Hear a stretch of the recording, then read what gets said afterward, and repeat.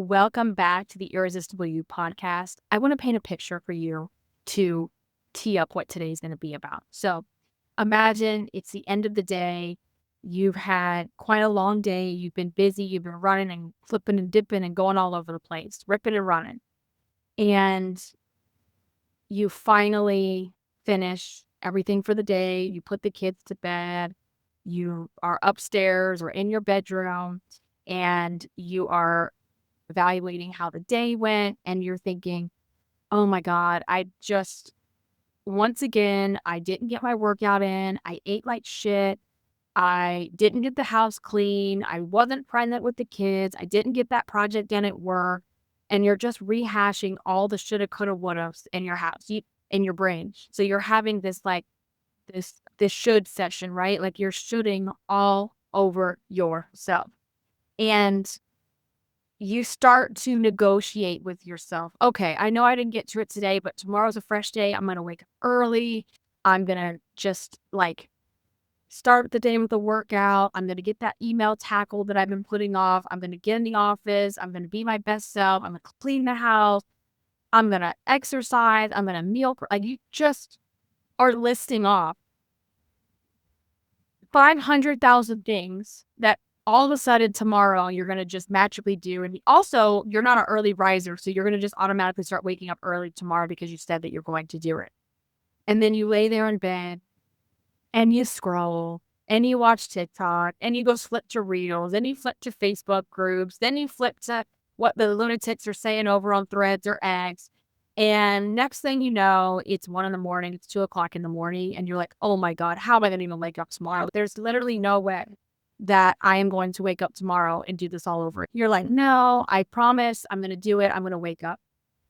Girl, that alarm goes off, that early morning alarm that you're not used to, and you start the negotiation process all over again. Okay, I only need 30 minutes to get ready. You know what? Maybe I'll drop this and I won't get to the cleaning today. Maybe I'll drop this from my list, or maybe I'll just do a 10-minute workout. And you just start having this inner monologue, this negotiation, because now you're exhausted and you haven't even put your feet on the ground. So you start getting ready, and because you're already behind, you didn't wake up when you're supposed to, you're starting your day in survival mode again. The day, instead of you being in control of the day is controlling you again. And you know how it is. But once the day starts going, and it's not going to stop for you. It's not going to slow down. And throughout the day, you're going to have what you planned. You're going to have your schedule. You're going to have your obligations. And you're probably also going to have pop-up events. Pop-up events are the things that we don't plan that pop up throughout the days and the weeks that just put a wrench in our existing plan sometimes. That scenario that I gave you, that is what invisible burnout looks like. It's a slow, undramatic, quiet thing that affects a lot of us. And what it looks like is it also looks like piles of laundry, that mountain of laundry that's sitting next to the bed that you just keep telling yourself, I'll do it next time, I'll do it next time. And in the morning, you're scrambling, looking for clothes and towels in the pile of laundry. And it's just like I tell you with like trying to process your thoughts. We can't find what we need if we don't dump the mess out and organize it and put it away. It's coming downstairs or into the kitchen in the morning to another pile of dirty dishes from yesterday. And let's face it, sometimes from 2 days ago, right? It is missing the workouts. It is all the good intentions that you have that you never do. And so everything I just shared with you are feelings and thoughts that I frequently have as well. And especially lately, I've really been fighting this quite a lot and kind of in not meaning to, but kind of falling into that invisible burnout and survival mode, like a little bit of survival mode as well. And it takes a toll on you because it's emotional weight. This is emotional weight that we're carrying. And I want to say to you that you are not lazy. You are not incapable. you are not unmotivated. You are not goal driven. You're at your max capacity. You are operating at maximum capacity, but expecting to be living the life of someone who isn't at maximum capacity. And you definitely you can get there, but you have to bridge the gap in order to get there. And we've got to roll back some of the expectations and take a different approach. And when I tell you this is a vicious cycle, like, especially for me, every morning I promise myself I'm going to wake up early. I want to get a head start on work. I want to get a head start on a workout or just getting in the office where it's quiet and no one needs me. And when I say no one needs me, I don't just mean my kids or my husband. I need the world. No one is expecting an email from me. No one is pinging and dinging my Slack or my text messages or expecting me to get back to them that early in the morning. And I think that's why I also really enjoy the late night, because no one needs anything from me. And for me, around 10, 11 o'clock, it's the first time literally all day long where I'm truly by myself. The kids are asleep. Work stuff is not going to come at me at 10 o'clock at night. You know, my husband still works evenings, so he's not even home yet. And I'm like, okay. And sometimes rather than go back downstairs and clean the kitchen and get it ready for tomorrow, which I know that for me to work and live at my, like, to be the type of day, to set up the day that I want to have, I know that's part of what I have to do. But when it comes down to sometimes choosing between going in the kitchen and doing the dishes or laying in bed and watching TikTok or some corny show, sometimes the vegging out is going to win. And lately it's been winning a little too much. And I don't like it. I don't like the way I feel. And I feel like, I don't feel like it's the truth. Like, you're literally sitting there watching your life tick by and you're like, what the hell? Like, here we are, 2025, we're in June, we're halfway through the year, we have another half to go. And I want you to think about, this is something I've been thinking about a lot. The first half of this year has been very hard for various reasons. And I'm not going to get into all those on the podcast because a lot of it's very private. But I don't want, and I can't mentally do the rest of this year the same way I've done the first half of the year. And sometimes we think our circumstances aren't going to change. And that may be true. Like, there are certain things about our circumstances that just are what they are. But we also do have a lot of control over how things go, how we show up. We have full control over our weight loss and our workouts and how we're eating. That's one thing in the sea of shit that we can't control that we can. And I would like the rest of my year to just be amazing, to be easy. Like, I was just saying the other day, why can't things just feel easy for a moment? Why can't I feel luxe?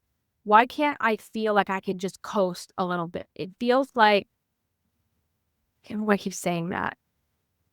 It has been a season of just pop-up events. Literally one thing after another, whether it's something that comes up that you have to go do, or someone getting sick, or all of a sudden this thing breaks and now we got to spend money that we didn't need to be spending. Like, it's mind numbing. And I'll just give you a quick example. So last week, you noticed I didn't publish a podcast. And the reason for that is on Monday, I had my cardiac MRI, which has been planned since December. Yes, it literally took 6 months to get an appointment for a heart condition. Okay.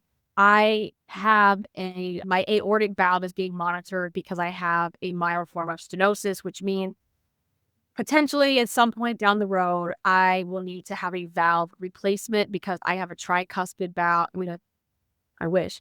I have a bicuspid valve instead of a tricuspid valve. My dad has the exact same thing. He had heart valve replacement about 15 years ago. And so that is potentially down the road for me. So we monitor it.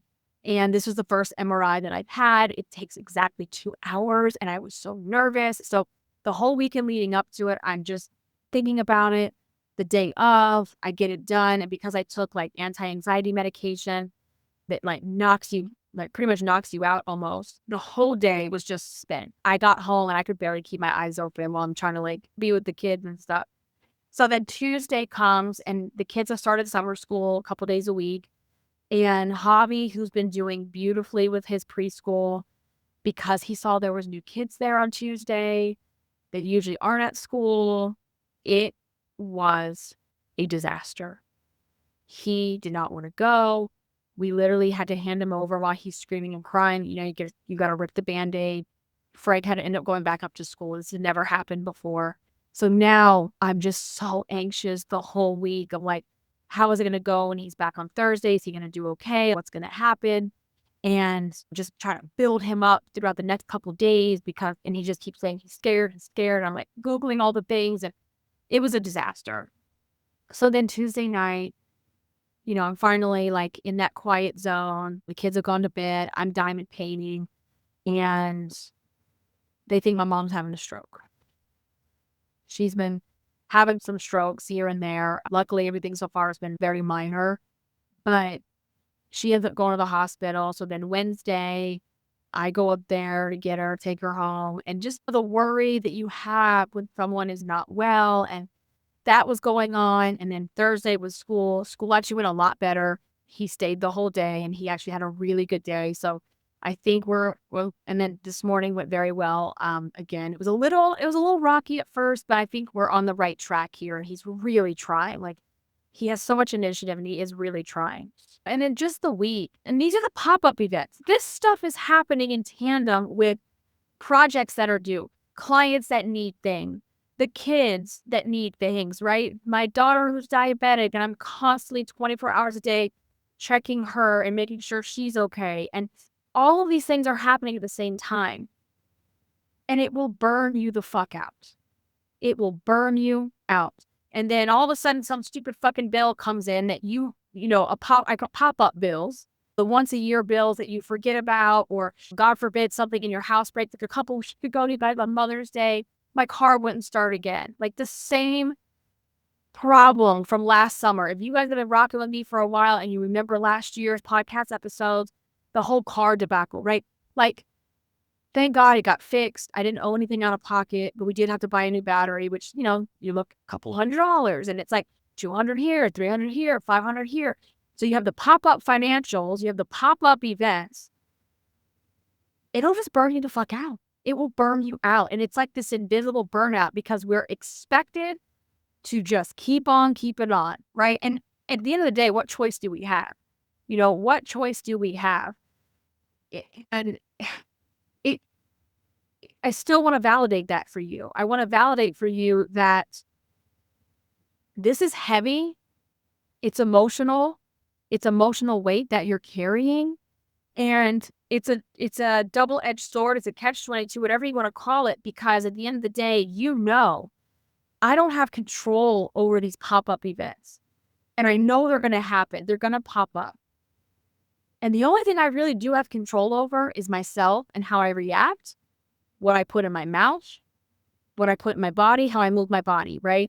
So it's like, we know we have control over those things, but when life gets really emotional and heavy and hard and we're burning out, rather than do that, because it feels better in the moment. It feels better in the moment to eat the food. It feels better in the moment to skip the workout and lay in bed with your cozy blanket and watch your true crime. It feels better to just do those things. But we know while we're doing it, that we're doing more damage, that we're not going to get out of our rut. And if nothing changes, nothing changes. Being halfway through the year,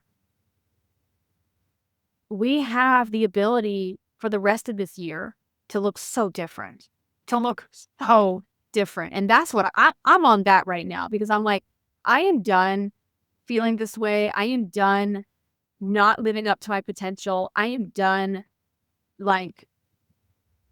working at full capacity, but nowhere in that capacity is me. This is unexpected. Didn't know this was going to happen. That capacity doesn't include me right now in the way that I need it to. So doing nice things for ourselves, investing in ourselves. I started my Botox journey a few years ago as I'm in my early 40s. I probably should have started before that. But anyway, I haven't gone to do Botox since last summer. It's just been schedules, financials, both kind of like, hitting up against each other. And I have an appointment on Thursday. And I thought about canceling it. I'm like, that money could definitely be better spent or be put away or whatever. And I'm like, no, no, because this is going to make you feel better. It's going to give you confidence. It's going to make you feel better. It's an investment in yourself. You're going to feel better. You're going to look better. And and you guys know, get your glam on. When you look good, you feel good. And when you feel good, you do good. It's not about vanity. It's not about fitting into a beauty standard. It's about taking good care of ourselves, because when we take care of ourselves and we take pride into our appearance, we feel good. And when we feel good, or when we look good, we feel good. And when you feel good, you want to do better. You want to do good. So no, I'm not canceling that appointment. I'm not. I'm going to go. And I'm going to do what I need to do for myself and start investing in myself again and doing what I have to do.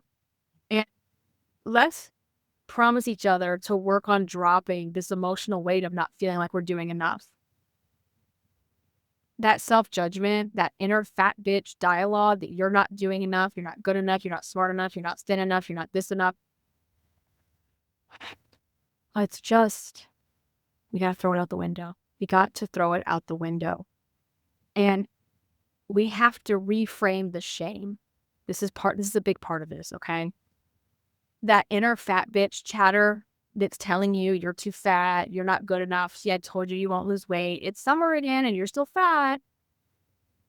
Let's reframe the shame that's bringing you.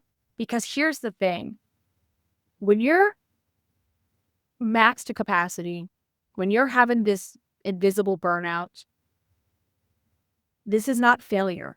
This is not failure. I do not want you to call yourself a loser or a failure. You are not failing. You are surviving. You are surviving. And that in and of itself needs to be celebrated. Especially if you are going through it and you are going through some stuff. I look back on the last year and I'm like, damn, man, like, there's one thing about me. I know how to survive. I know how to pivot.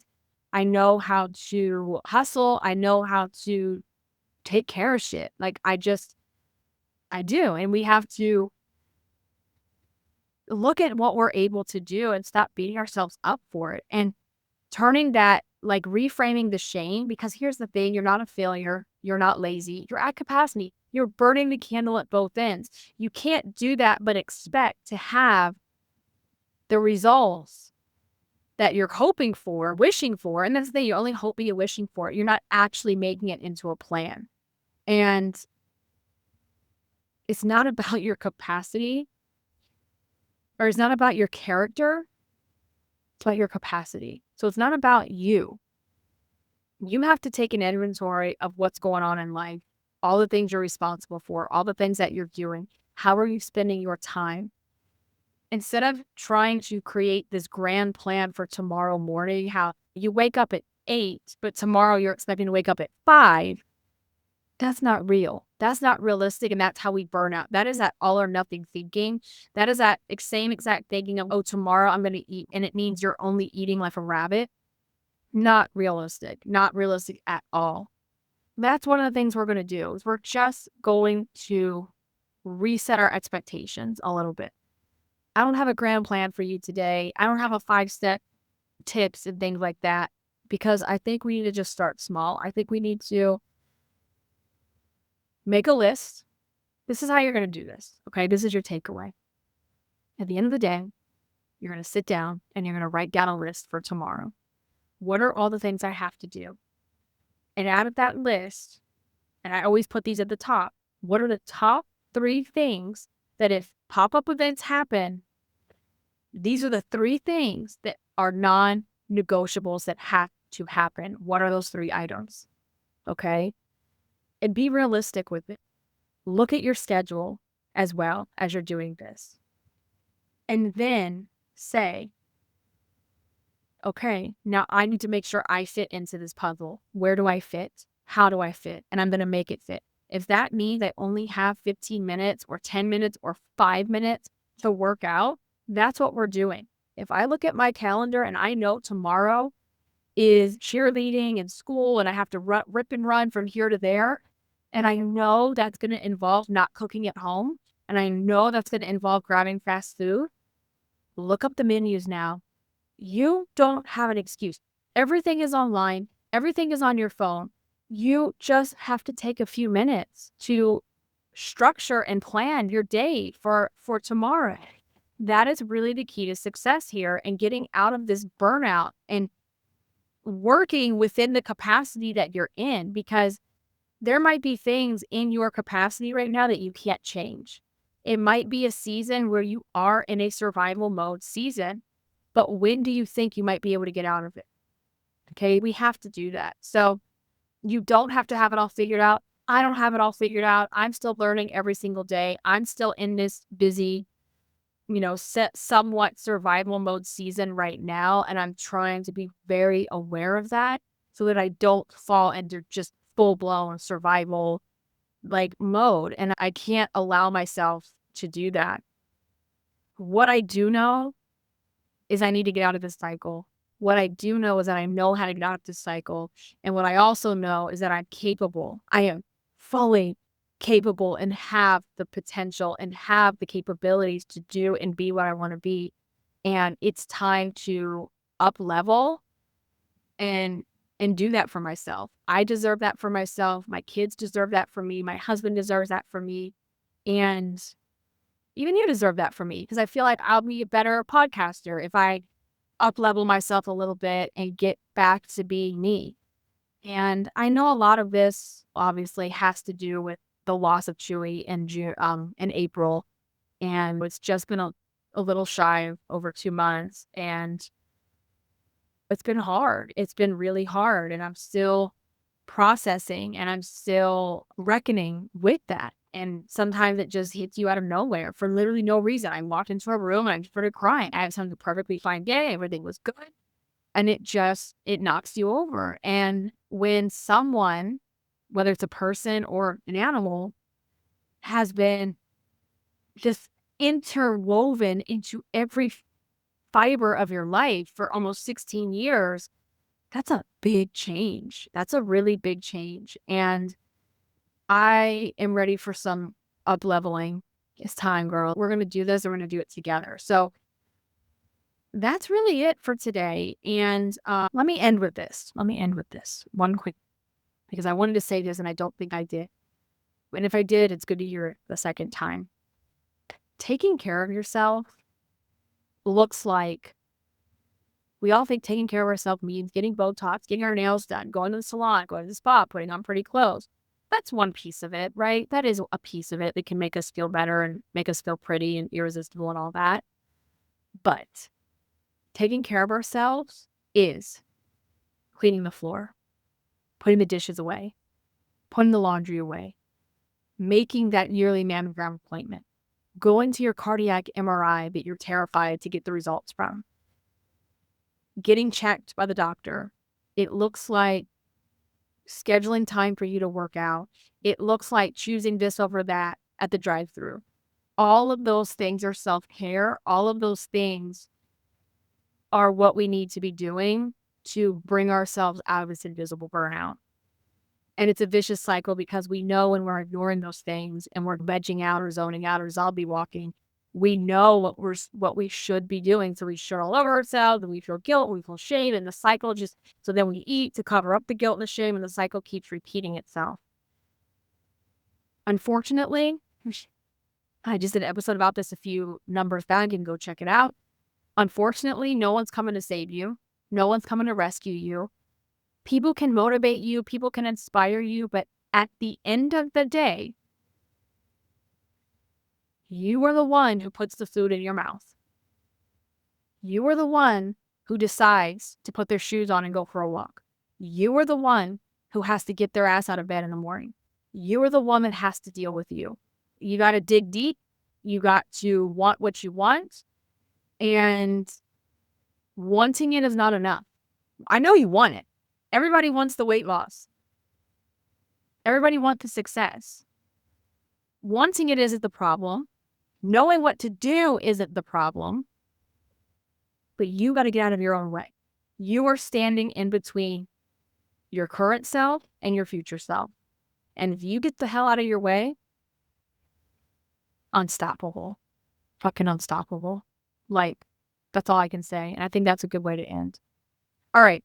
If you love the podcast, I needed some help from you. I need you to go and leave a rating and review on your podcast player. Not all podcast players have rating and review systems. I know the majority of you are listening on Apple because I see my analytics. So if you're on Apple, if you're on, I believe, in Spotify, you can leave ratings and reviews. Please go do that. It helped my podcast grow. If you're not watching on YouTube, please head over to the YouTube channel and make sure you subscribe.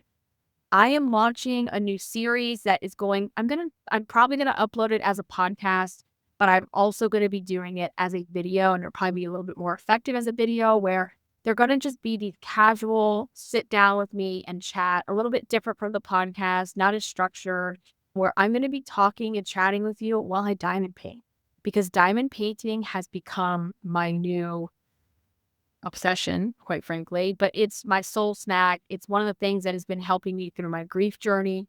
It just clears my mind. It helps with anxiety. So it's kind of like my indoor version of kayaking, because kayaking does the same thing for me. So I'm going to be launching that this week. So stay tuned. If you're not on my email list, please get on the email list. We don't ever know what these social media sites are going to do. They can go away tomorrow. We've seen them take things away with TikTok.